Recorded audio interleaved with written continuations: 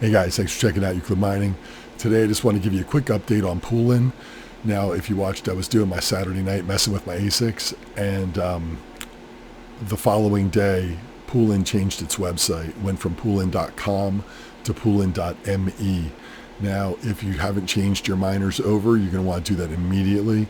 I didn't get to do it yesterday, and I didn't realize it was happening that day. So today when I was leaving for work, I was just checking them on my phone when I got to work and saw that I was having some trouble. They weren't reporting in. Poolin wasn't reporting, and I realized that I hadn't changed over to the new Poolin site. So I lost 3/4 of a day of mining, and I still paid out for the electricity that I was using. So a lose-lose here at Euclid Mining. I'm super embarrassed, but here we are, and better, late than never. Rather tell you about it now. I try to be upfront in all my videos. So, bonehead mistake, but if you are having trouble, this is the why you're having trouble. So, anyway, on the Antminer, this is my Z9. So, it's the same exact lineup right here. The URL is the same. All you do is change .com to .me.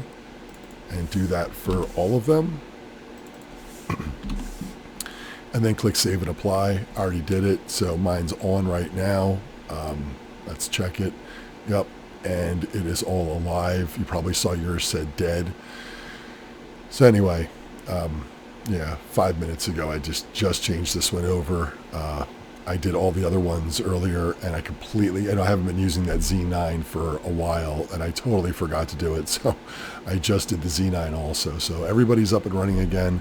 Poolin's running strong. So anyway, that's it. Give me a couple of those. Try not to beat me up too bad in the comments below, and if you haven't subscribed, I'd love to have you on the channel, and I'll see y'all next time. Thanks for checking in.